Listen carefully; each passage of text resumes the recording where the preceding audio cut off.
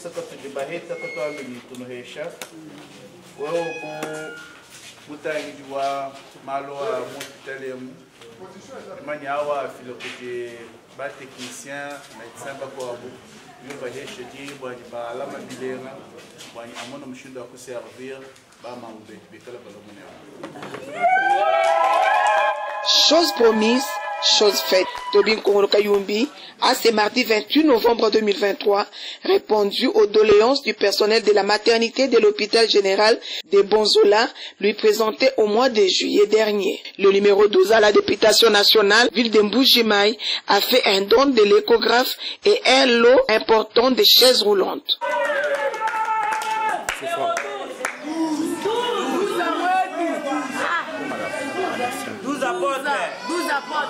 Tobin Nkongolo Kayumbi justifie son acte. Nous sommes venus dans le cadre de remplir une des promesses que nous avions promis qu'on devrait repasser pour offrir à cet hôpital qui était en manque d'une machine d'échographie et quelques chaises roulantes. C'est la raison qui justifie notre présence aujourd'hui. C'est par humanisme, ça fait plus de 6 mois que nous sommes passés ici. Ce n'est pas le premier acte que nous posons.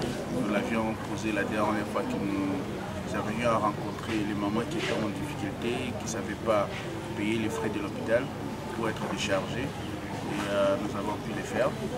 Aujourd'hui, ce n'est qu'une continuité de ce que nous avions promis. Ce n'est pas dans les cadres électoral, bien que je suis en gilet qui affiche mon numéro, celui du chef de l'État, parce que nous sommes pendant la période électorale, mais l'acte posé n'est qu'une continuité, une promesse faite lors de notre dernier passage ici. Le don est constitué d'une machine d'échographie et de quelques chaises roulantes, parce que quand nous sommes passés ici, le médecin directeur avait posé un problème.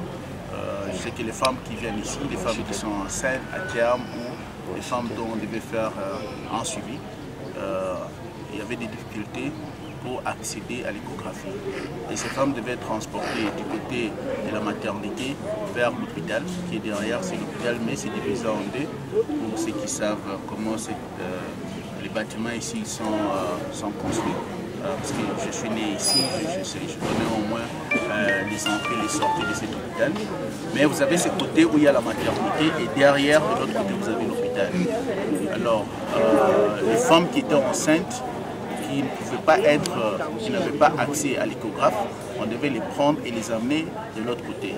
Et quand une femme est déjà enceinte, elle est presque à terme, elle est fatiguée, elle ne peut pas marcher, et il y avait des difficultés de déplacement. Et ce problème était un problème qui devait être résolu. Mais fort malheureusement, vous connaissez la situation actuelle de l'AMIBA, ce qui fait qu'il faisait face à cette difficulté et quelqu'un devait venir répondre à ces cris. Et voilà que nous étions portés volontaires pour leur amener ce soutien. Alors pourquoi seulement l'hôpital général de Bonzola pendant qu'il y a d'autres hôpitaux à travers la ville? Est-ce que vous envisagez faire une tournée dans d'autres hôpitaux de la ville? Je vais répondre à la question en deux parties. Pourquoi l'hôpital Bonzola? Et je pourrais peut-être aussi relier à la question qui m'a été posée. Si cet acte, je ne l'ai pas fait à cause des élections. Non, moi je suis né ici. D'abord, je passais. Je n'avais pas un programme programmé pour venir. Là, je parle de 6 mois passés. J'étais en train de circuler dans la ville et je me suis souvenu que c'est ici où je vis ma naissance. Je suis né dans cet hôpital. Et par curiosité, je voulais venir voir qui sont les médecins qui étaient encore là, les grands médecins renommés de la ville. D'autres sont déjà morts, paix à leurs âmes. Mais aussi essayer de voir qui sont les stagiaires, les nouveaux venus, l'état même du bâtiment, l'équipage, tout ça, l'équipement plutôt. Et j'étais très touché.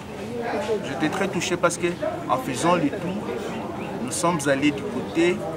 J'ai encore oublié les noms, comment ils s'appellent, mais c'est comme c'est un peu comme une prison pour moi, où toutes les femmes qui sont en difficulté financière, qui ne savent pas résoudre leurs problèmes de facture, on les garde là-bas. Il y a des femmes qui ont passé 1 mois, 2 mois, 3 mois, il y en a qui ont connu des chirurgies, des femmes qui ont eu beaucoup de problèmes, de mort-nés.